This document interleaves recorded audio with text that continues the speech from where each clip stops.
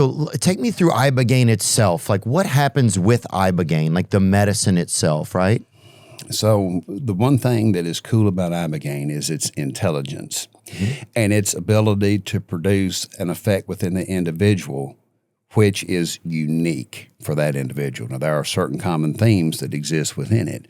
Let's go back to the very beginning, which is this is an alkaloid found in 3 West African botanical sources. There's 3 plants that grow in Africa. One is called the Iboga root. That is the mother plant. There's another plant called the Voacanga africana. The Voacanga? Voacanga africana. Voacanga africana? And the third one's not named. It's the more minor. Okay, so the third one is a more minor root. Okay. So the Bwiti peoples. The Bwiti? Of West Africa, and they primarily reside in Gabon. In Gabon? Gabon, Okay. yes, sir. They are the cultural possessors of all the ancient knowledge around Iboga and Ibogaine. They have used Iboga and Ibogaine in their cultural and religious traditions for centuries now. They are humanity's caretakers of all of the knowledge and wisdom that comes from this plant. So like the librarians kind of. Correct. They have known and understood its abilities to connect us with divine source for centuries. God, and they weren't sharing it, were they? Well, there was no opportunity for them to share because they're a self-contained society, and the contact was made with them by the West. And, of course, that first contact came through the establishment of the transatlantic slave trade. Right, so they didn't, not a good start off. Yeah. Not a good start off. Got off on the wrong foot. So you have this society that has ancient knowledge which, until now, has essentially been dismissed by the reductionist perspective of the West. And now that the West is being strangulated by the consequences of its materialism, deaths of despair, driven by a lack of any sense of spiritual significance, we find ourselves now looking across the Atlantic Ocean to a people who we have dismissed, who we have enslaved, to say to them, please help us understand how to utilize what you've known from centuries to emancipate us from the prison that we've built for ourselves. And Theo, as we start to create this process of medicalization within the United States, I firmly believe there is a beautiful unity opportunity here for us as civilizations and for us as people within the United States, black and white alike, to come together to illustrate our universal kinship as children of our Creator, whose destiny is rooted and grounded in divine love. Amen, brother. To the core, I believe that. Theo, in all honesty, if someone had said to me 5 years ago, hey, you're going to be getting to go all around the country talking to people about plant medicine and the way in which it has been designed to affirm human divinity and your own experiences with these medicines, I would have looked at them and said, what in the world happened to me, and what have I got to do to go back in time to make sure it does not? I mean, I was the president of the Teenage Republicans in high school. Oh, wow. I was president of the College Republicans in college. So to have gone... So you had Rush Limbaugh mixtapes probably at the house. Oh, yeah. I mean, to talk to 25-year-old conventional conservative haircut Republican me and tell me that I'd be sitting here with you having this discussion, I'd have been like, you're out of your effing mind. There's no way possible that that's going to occur. And yet here we sit. Here we sit, brother. And sometimes that's we have to realize. Sometimes I'm like, man, I don't know where I'm supposed to be right now, but I'm supposed to be right where I am, you know? That's what Cat Williams reminded me of when I talked to him. I was like, man, son, he's like, if you're here and you're in a conversation, then this is the time to have it, you know? Once they figured out the Ibogaine, the Bwiti, how did they come to use it? How is it used? What is the actual usage of it like? So in the 60s, this guy by the name of Howard Lotsoff, who's from the United States, he was kind of a substance omnivore. If it was there, he was going to take it. He took Ibogaine. And on the other side of that Ibogaine experience, though he had struggled with heroin addiction for a decade, on the other side, he didn't want no more heroin. Okay, so after the use. Withdrawal. Wow. So in terms of how it works, a person will usually receive, in the clinic, if they go to Mexico, they'll receive 2 or 3 pills. And within about an hour, you might hear some clicking in your ears and some heaviness. And then you lay down. And depending on the individual, that begins what is about a 10 to 12 hour process whereby you go on, and it's always respectful of your choice, an internal journey within. When you say pills, what do you mean? It's pills? It's like a capsule. Capsule of the root. Of the root or of the Ibogaine alkaloid that has been extracted from the root. It's kind of, think about it as like a vitamin supplement. Okay. They've taken this tree bark, they've done a chemical synthesis, and they have created a powderized version of Ibogaine that they put into a capsule, and you take it. So that's the first thing. You take it by pill form. And that, okay, so you take it by pill form, then you have an experience. You're laying there. Are you by yourself? Are you in a hospital room? What's the experience? If you're going to do it right, you have to be in a clinically controlled medical setting where there are medical professionals around you to monitor your heart at all times, to make sure that you are receiving magnesium in connection with the Ibogaine to mitigate that cardiac risk that comes with its slowing of your heart. You have to have someone there with you at all times who has medical skill training and expertise to assure that it is a safe experience. So as you are laying down, because you develop what I've called ataxia, it's a tremulousness in your joints. You can't stand or walk on your own, and you have to have mobility assistance. When you are at all times oriented to where you're at and who's around you. Ibogaine is a respecter of individual choice and autonomy. It's not going to do what ayahuasca or psilocybin does in terms of, when you take it, it's going to take you where it's going to take you. You really ain't got no control over the experience. Ibogaine is an intelligent medicine, meaning if I don't want to see what it's going to show me, the only thing I've got to do is open my eyes. I could have taken 2 or 3 Ibogaine pills 3 hours beforehand and be sitting here talking to you just as clear and coherent as I am right now. But if I close my eyes and let the dark come in, then I might start to see some things about myself, my life, and what it means. That was certainly my experience as well as the experience my wife had. If at any time I wanted to interrupt that or I didn't like what I was seeing, I could ask it, show me something different. It may show me something different. If I don't want to see any of it, I just open my eyes and it's gone. It at all times allows you to engage with it or disengage with it as you wish. I can only really speak to my personal experience, and I've had 2. Okay. But you're laying there, you've taken the medicine, you're in a facilitated environment. Yes, sir. There's people around you that can take care of you. That's correct. So you feel completely comfortable. Yes, sir. Okay. Now you can open your eyes if you want it to stop. That's right. You can close your eyes if you want it to go there. If you close your eyes and start to, is it like a dream that starts up? How would you describe that feeling? And then does it feel like you've had your eyes closed for 5 minutes? Does it feel like you've had your eyes closed for 5 years? Like, what does that kind of feel like? It's like a waking daydream.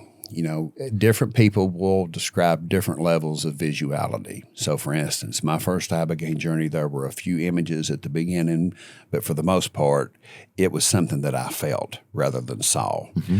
My wife, on the other hand, had a very visual experience. It was something that she felt and saw simultaneously. It was tremendously beautiful for her. Oh, yeah. Women are always like, well, guess what I saw? Yeah. Yes. And that's okay. We're not judging them. But, yeah, you could send your woman into their mailbox and she'll see 11 things, and that's fine. But I'm good. We need them out there looking at stuff. Ibogaine gave her a Van Gogh painting in terms of the beauty of it. My second experience was much more, I both saw it and I felt it. And my wife had kind of a similar experience where it built on the first. For both of us, each of our journeys built on the other in terms of what it showed us and affirmed for us by way of those things in our lives that we needed to have reconciled for us. Go ahead. No, that's what it does for the individual. Right. It's going to go where you need it to go. Mm-hmm. And I remember being prepared. They said, it may not give you what you want, but it's going to give you what you need. Got it. Is it male or female? What is it? Like, is the medicine? It can be. I've heard people describe Ibogaine as having a very male energy. Okay. It's like the grandfather Ayahuasca being the grandmother and with a more feminine energy. Now, I've never had an ayahuasca experience, so I can't speak to that part of it. But Ibogaine is consistently described as the grandfather. Got it. The grandfather might be corrective or the grandfather may be loving. But the grandfather's going to give you what the grandfather perceives that you need. Got it. Now, if you lay there, can you just fall asleep? At a certain point, through the effect, people can and sometimes do fall asleep. If Ibogaine decides that you need that rest, you're going to get the rest. Yeah. If what you need is different from that, then you're not going to get the rest. Got it. Now, you get done with the experience. You're there for, I mean, say you said because it's like in a taxi, you can't move. Does that go away after a few minutes and then you're just laying there? What's that like? It's 10 to 12 hours. Okay. So once you take them pills, you're on the front end of what's going to be a 10 to 12-hour experience. And that experience is the ataxia. For many people, it is also nausea, where you're throwing up a lot. It's also the visuals. It's also the feeling. So in that 10 to 12 hours, you are in the high wave acute phase. So you're paralyzed kind of in a way? Yes.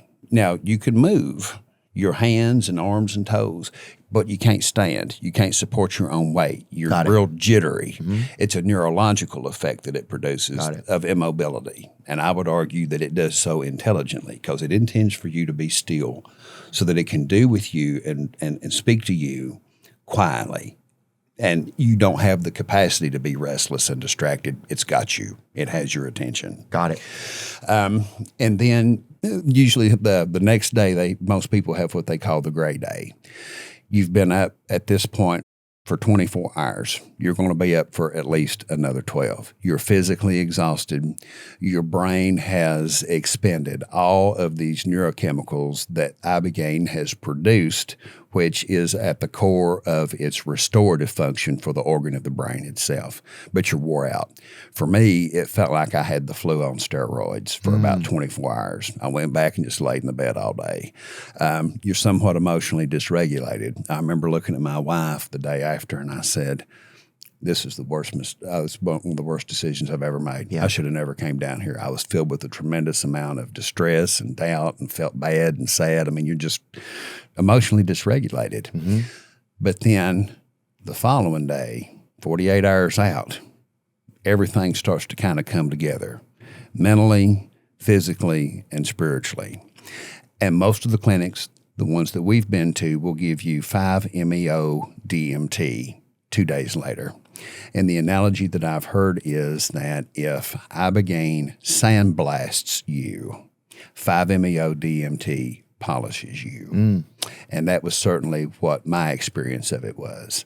I made a volcanic analogy. If Ibogaine put magma in the mountain chamber, 5-MeO DMT blew the top off of that mountain. God! And it is not recreational. It is not a party. Hell no. But it is profound. Okay. And it is not an end. It is not a destination. It is a beginning. And what you do with that beginning is within your full and complete control, looking at yourself and the world with a new set of eyes. Understood. And are there recommendations when you leave the facility that that they're like, this is what you should do? These are things you should do in the next month here, like in this window. What do they recommend? Or is it just that you go back into your life and you're so relieved not having these things that finally the new things you've already been trying to do are better able to take hold? Oh, Ibogaine provides a beginning. Okay. That beginning requires ongoing long-term engagement with support services that can maximize its potential to allow a person to essentially recreate who they are on the basis of new thoughts, behaviors, and relationships that can help them redefine their future in a way that is entirely different from their past. If we find ourselves prisoner to patterns of thinking, just think about it like a ski slope. When a ski slope opens, people go down the same slope thousands of times over the course of a season. That ski slope becomes almost ice. The pathway is frozen in. What Ibogaine does is like a big blizzard coming through that dumps a whole bunch of fresh snow on all of those paths that previously had been entrenched in ice and were unmovable. You have an opportunity to create entirely new pathways. But if you take somebody, so for instance, with the generation that I come from, I think you might be about a half a step behind me. I'm Generation X, and I'm going to be 50 years old in October. Okay, well. We are the children of a great social experiment. And that social experiment saw the dissolution of families for 50% of us who are alive. We've never known anything by way of a familial relationship that we didn't choose to create on our own. We had families created around us in the aftermath of divorce. Some of us have had no families at all and have been allowed to essentially free roam the world and to be raised by its calloused hands. That is why we see the symptomatology of disconnection as expressed through the fatal deaths of despair that we've talked about here today. With a recognition that these are our generational realities, the opportunity before us is likewise a generational opportunity to put a fresh coat of snow across our whole society, whereby we get to reform who we are and how we will relate to each other in the aftermath of what has been generational trauma.